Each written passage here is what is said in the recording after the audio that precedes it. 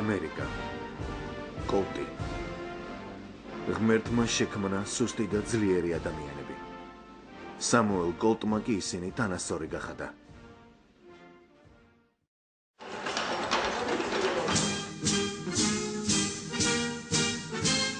იტალია. ბერეტა. პისტოლეტის მწარმოებელ კომპანიებს შორის ერთ-ერთი უძველესი. 1985 წელს ამერიკის არმიის მიერ გამოცხადებულ კონკურსში ბერეტამ გაიმარჯვა. მან კოლტი შეცვალა.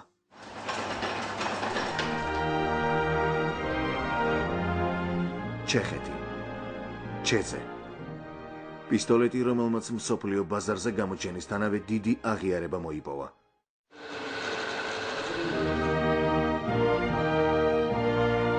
გერმანია. პარაბელუმი. მაუზერი. ჰეკლერ კოხი და ვალტერი. გერმანია საუკეთესო პისტოლეტების მწარმოებელ ქვეყანად ითვლება.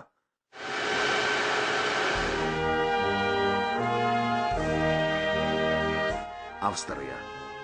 გლოკი. კომპანიამ 1982 წელს გამოუშვა პისტოლეტი, რომელშიც პირველად იქნა გამოყენებული პოლიმერის კონსტრუქცია. გლოკი დღესდღეობით ერთ-ერთ საუკეთესოდ ითვლება.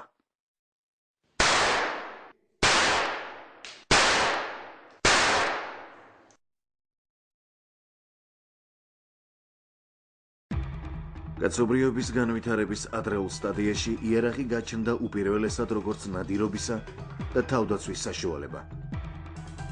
ევროპაში მისი დამზადება მე-14 საუკუნეში დაიწყეს. წლების განმავლობაში იხვეწებოდა და იცვლებოდა იერარქის ფორმები. იქმნებოდა მისი ახალი სახეობები. დღესდღეობით ცეცხლსასროლი იერარქის რამდენიმე სახეობა არსებობს. მათ შორის განსაკუთრებული პოპულარობით პისტოლეტები გამოირჩევა.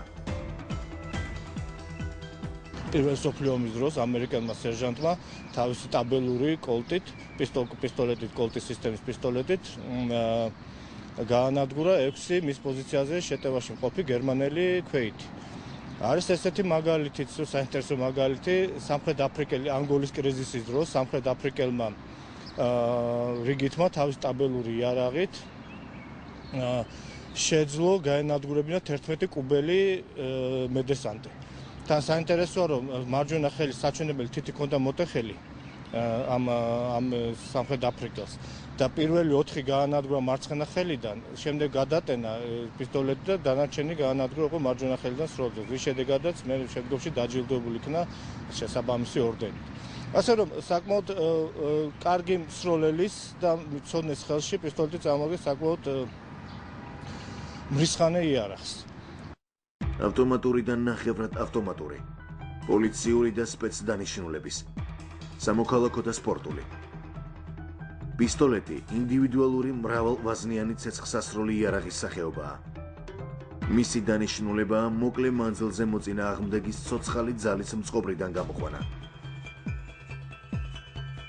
ის ერთ-ერთია იარაღის იმ სახეობებიდან, რომლის შეძენა და შენახვა ლეგალური გზით შეუძლია რიგით მოქალაქეს. პისტოლეტის მწარმოებელ კომპანიებს შორის წლების განმავლობაში მძაფრი კონკურენცია იყო საუკეთესო სახელის მოპოვებაზე. კამათი ამ ტიტულის მოსაპოვებლად მუდმივად მიმდინარეობს.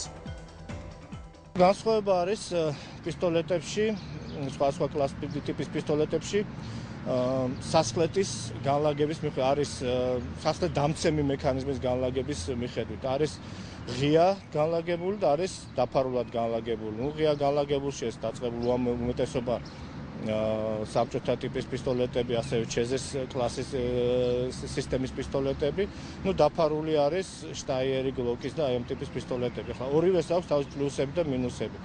მაგალითად, როცა გარეთა დამცემი და სასხლეთი მექანიზმით განლაგებული, უფრო ადვილია მისი დაშვება, როცა მიუხედავად იმისა, რომ ვაზნა ლულაში არის.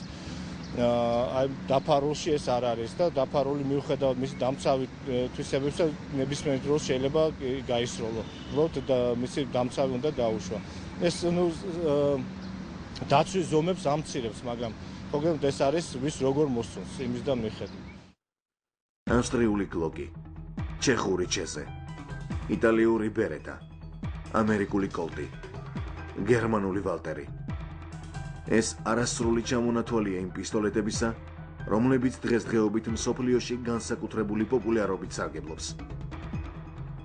აღნიშნული სისტემის იარაღები საქართველოშიც იყიდება. თუმცა მათი მაღალი ღირებულების გამო მათზე ნაკლები მოთხოვნილებაა. აქ პოპულარობით რუსული პისტოლეტები გამოირჩევა.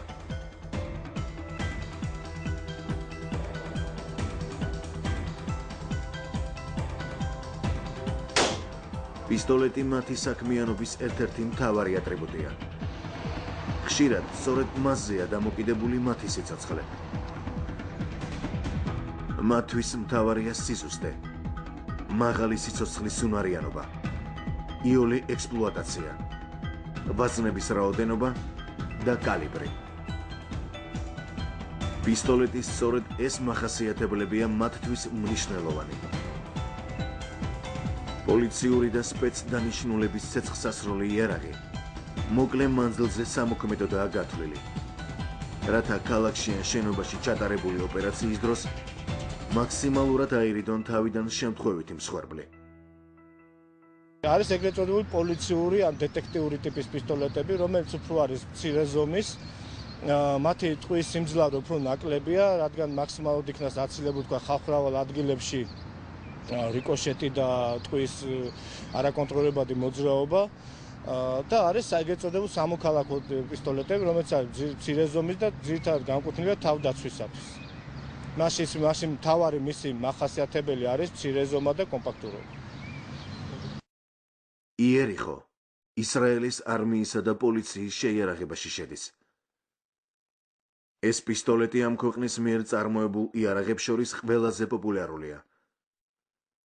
მიუხედავად იმისა, რომ ისრაელი ჯერ კიდევ გასული საუკუნის 30-იან წლებში ფარულად აწარმოებდა იარაღს, ის მაინც იარაღის მწარმოებელ ქვეყნებს შორის ახალგაზრდად ითვლება. ისრაელის სამხედრო ინდუსტრიული კომპანია ოფიციალურად 1948 წელს დარეგისტრირდა. წლების განმავლობაში მის მიერ წარმოებულმა იარაღმა დიდი პოპულარობა მოიპოვა. რაც ჩვენ პატრულს აქვს ის პისტოლეტი არის CZ-75-ის ერთ-ერთი თავის დროზე ყველაზე კარგი ევროპაში ერთ-ერთი ყველაზე საუკეთესო პისტოლეტის ტიპის კლონები. გაუმჯობესებული თავისი დამატებითი ერგონომიკით, მაგრამ არის ის CZ-75-ის გაუმჯობესებული ვარიანტი. იარაღის ახალ მწარმოებელ ქვეყნებად ითვლება აგრეთვე ავსტრია და ჩეხეთი. თუმცა გლოკი და CZ დღეს უკვე ერთ-ერთი ყველაზე პოპულარული პისტოლეტებია. იარაღის კეთება პრაქტიკულად იგივე ჩვეულებრივი ადამიანური შემოქმედების სფეროა. და ძალიან ბევრშია ეს ჩადებული რა. ზოგ შეუძლია ჩაკუჩი აკეთოს, ზოგ შეუძლია ხატოს, მესამეს კეროს ან კარგოს და კიდე არის პიროვნება და გარკვეული ჯგუფი, რომელსაც შეუძლია აი იარაღზე იმუშაოს რა. საქართველოს დამოუკიდებლობის პირველ პერიოდში რამოდენიმე სანიმუშო პისტოლეტით შეიქმნა. ახლა დასახელებას ვერ გავიხსენებ, რამოდენიმე ტიპის პისტოლეტი იყო. თანამედროვე ცეცხლსასროლი იარაღის წარმოება საქართველოში პირველად 1991 წელს არის. დამოუკიდებლობის გამოცხადების შემდეგ პრეზიდენტმა ზვიად გამსახურდიან დაავალა შესაბამის სამსახურებს მოეძებნათ სპეციალისტები, რომლებსაც ჰქონდათ ცოდნა და შეეძლოთ ქართული იარაღის შექმნა. ეს წმულები, რომელიც სახელი და გვარიც არ მახსოვს, რა მართლა არ მახსოვს სახელი და გვარი. ისე მანდატი კი ქონდა მაშინ. ხო და თუ რამის გაკეთება შეგიძლია გააკეთებო და მაშინ დაიწყო ეს პირველი ჩემი უბრალოდ მაგაზე მე ნაფიქრალიც ჰქონდა, ნამუშევარიც ჰქონდა, მაგრამ ის რომ მოვიდა უკვე ოფიციალურად შევძელი გამეკეთებია პირველი პისტოლეტი არმაზე. სამამულო იარაღის შექმნის იდეით გაერთიანებულ სპეციალისტებს ვაგონშემკეთებელი ქარხნის ტერიტორიაზე გამოუყვეს სამუშაო ადგილი. სწორედ აქ გაჩნდა პირველი ქართული პისტოლეტის არმაზის საცდელი ნიმუში. 1991 წელს სახელმწიფო კომისიამ შეამოწმა და გამოსცადა პისტოლეტი არმაზი. კომისიის დასკვნა დადებითი იყო. არმაზზე მუშაობა მისი დახვეწის მიზნით უნდა გაგრძელებულიყო. თუმცა 1991-92 წლების მოვლენებმა მის განხორციელებას ხელი შეუშალა.